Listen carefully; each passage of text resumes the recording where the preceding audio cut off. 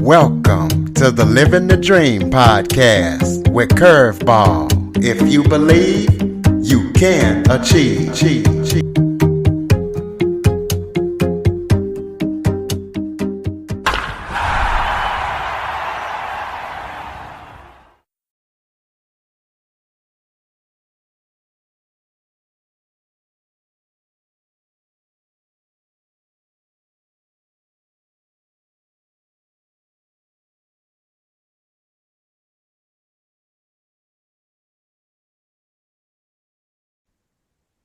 Welcome to the Living the Dream with Curveball podcast, a show where I interview guests that teach, motivate, and inspire. Today, I am joined by contemporary romantic comedy author, Thea Lambert. Thea has published 4 contemporary romantic comedies. She's been writing since a young age, and we're going to be talking to her about her writings, her romantic comedies, and she says she writes with humor and heart. So we're going to be talking to her about what that means. So Thea, thank you so much for joining me today. Thank you for inviting me. Why don't you start off by telling everybody a little bit about yourself? Okay. I have to admit that I never believed that I could ever write a book. I had a lot of dreams about writing.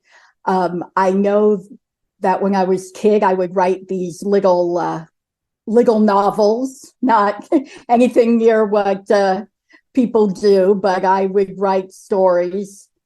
And I also noticed that when a situation would happen, I would imagine the dialogue over and over and over again.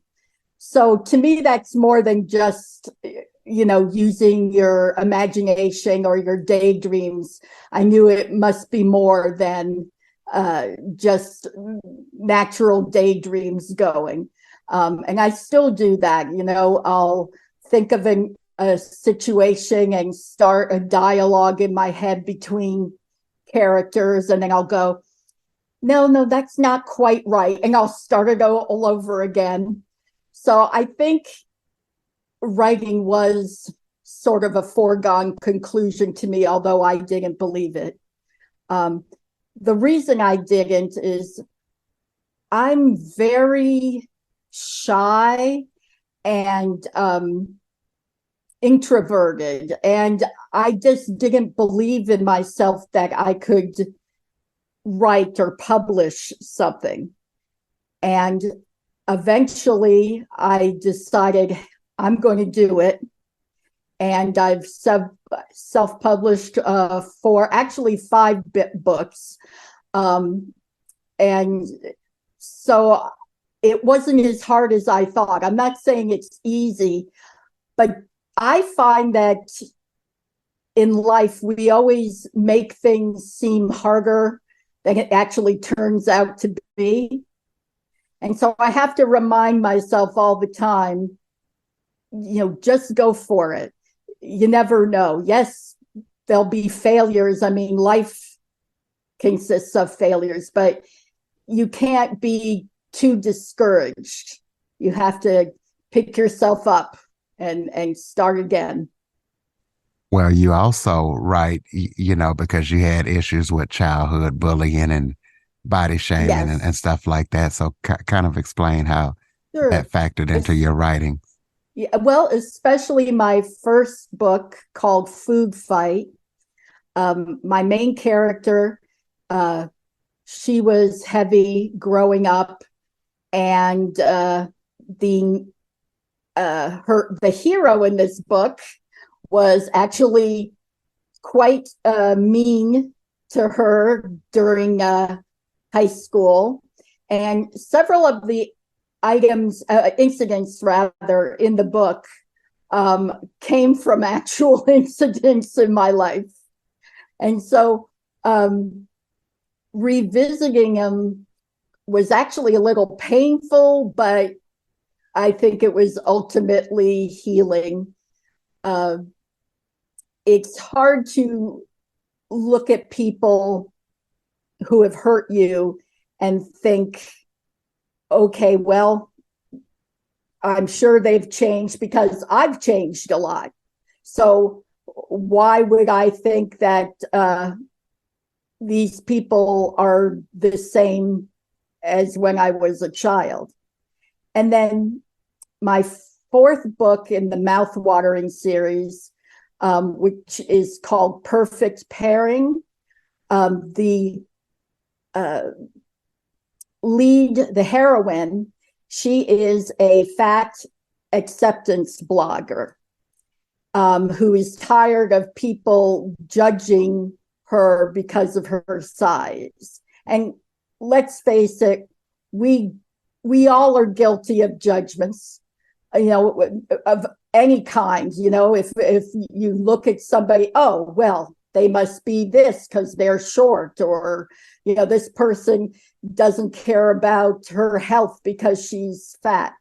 And the hero in the story, he is a personal trainer, so he feels she's doing a disservice to people who are heavy.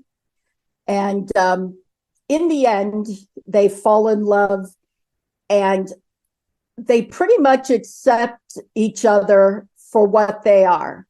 He tells her that I can't help, but I'll be worried about you at times because weight can have an influence on health. But he loves her enough that he's willing to accept it. He might talk about it occasionally, but he's willing to keep her in her life and accept that she might not, get healthier, if you will. And I wanted a story like that because I didn't want her to, I'm going to lose, 80 pounds, or he's going to go, I accept you no matter what. Because in life isn't like that. We have concerns with our loved ones. That doesn't mean that we don't love them any less. So I wanted something that was more realistic. So, there are different kinds of genres and different kind of authors. You chose romance. So what made you choose to be a romance author? I was a real snob. And I thought romance was, stupid, like she's a virginal, innocent, and he's going to take her virginity and he falls in love. And there are books like that. But I discovered after I started reading them that there are all sorts of stories, all sorts of characters. They don't fall into any sort of cookie cutter. I started reading them because I was going through a hard time in my life. My father had Alzheimer's disease, and that was very difficult. And I needed an escape. And books have always been a great escape for me. Being heavy and made fun of as a kid, those were the things I liked to escape to, aside from daydreaming, as I said earlier. And I started reading them, and I was so surprised about the variety. I mean, certainly there are those type of stories, but most of the heroines are very strong. I write a variety of heroines. I remember some people saying with my first book, well, she isn't strong enough. But what bothered me about that is, well, you have to start somewhere. A character doesn't have to be can't be perfect. And a lot of those people, they want the perfect heroine. And guess what? That's boring. So my heroine was a little bit soft at the beginning, but she became stronger and more confident. Well, you also talk about how happy ever after, living happily ever after is not an ending. It's a journey of ups and downs. So Oh, tell yes. us what you mean by that. Well, there is no such thing as a happily ever after. I think it's more happily for now, and I think you have to work on it. I don't want my characters to be so perfect that you don't wonder what's going to happen to them. I I want you to think, okay, these guys are going to be happy, but there's going to be ups and downs in any relationship. With the perfect pairing story with the fat blogger, as I said, he's going to have concerns now and then, with her health. And he's told her ahead of time, hey, I might say something, and hopefully you'll accept listening to it. Doesn't mean I'm trying to force you, but in any relationship, you've got to give and take. You have to accept that your partner is not going to be a yes person, everything. Oh, yes, darling, I agree with you here and there. And so I want people to have an ending that they feel, okay, these people will have problems here and there, just like any human, any couple, but they're going to be okay. They've developed the skills in my story that will keep them on a good track where they can stay happily together. Well, tell us about any current or upcoming projects that you're working on that people need to know about. Okay, well, I just published a book that's not part of the Mouthwatering series.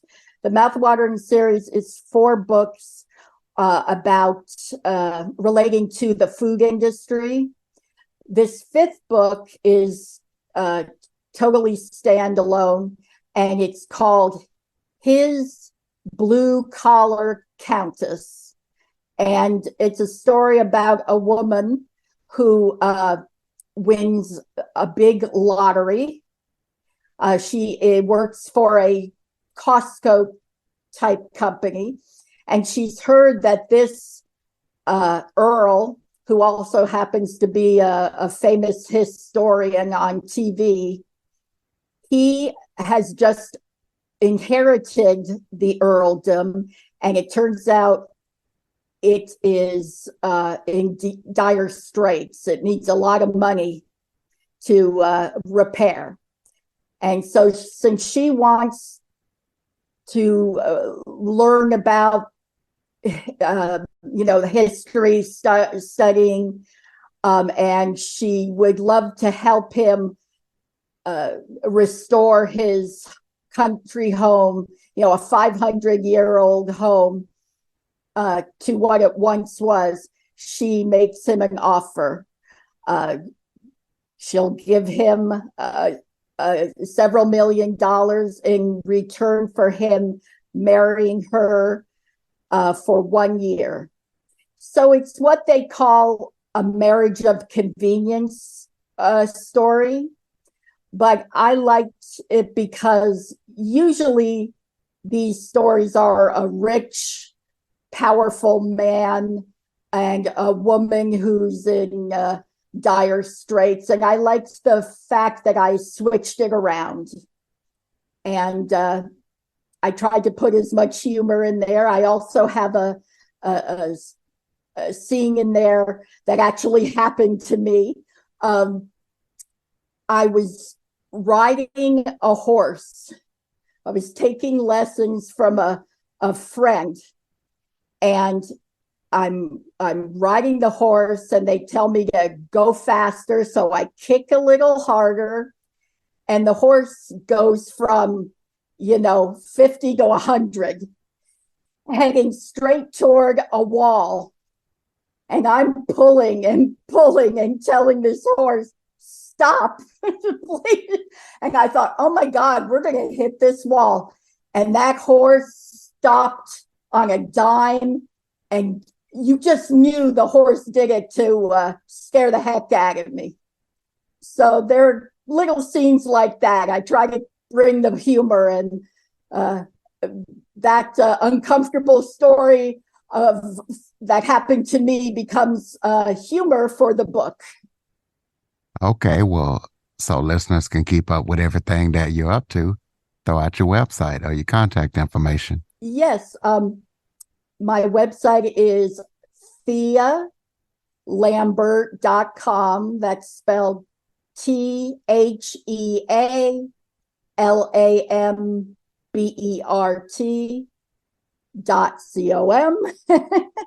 I'm also on Facebook and Twitter. All right, well, close us out with some final thoughts. Maybe if there was something I forgot to touch on that you would like to talk about, or just any final thoughts you have for the listeners. I just think people should not be afraid to go for what they've always wanted to do. I kept postponing. I would take lots of classes. Oh, I need more classes before I could write. Or I had to do it, publish with an agent or a publisher. That unfortunately didn't happen. So I decided to self-publish, and it's I wouldn't call it easier than I thought, but it is more satisfying to see your book out there, and hopefully people are enjoying it. And that's what makes me really happy, to give people who might be going through hard times like I did when my dad has Alzheimer's, give them a little reprieve, a little fun and enjoyment. So please consider reading my books, and please consider doing what you've always wanted to do. Don't be afraid.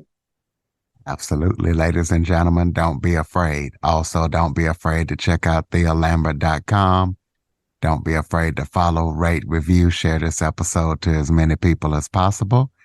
And if you have any guests or suggestion topics, don't be afraid to send them to cjackson102@cox.net. Thea, thank you so much for joining us and sharing your expertise. And listeners, as always, thank you for listening.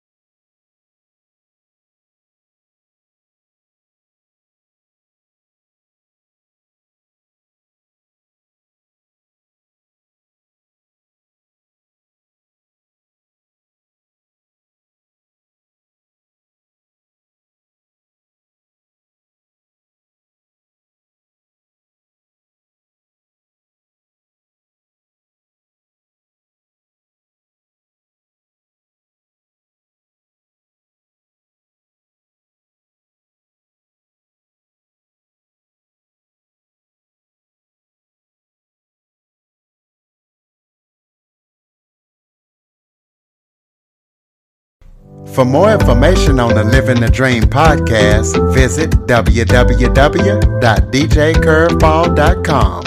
Until next time, stay focused on living the dream.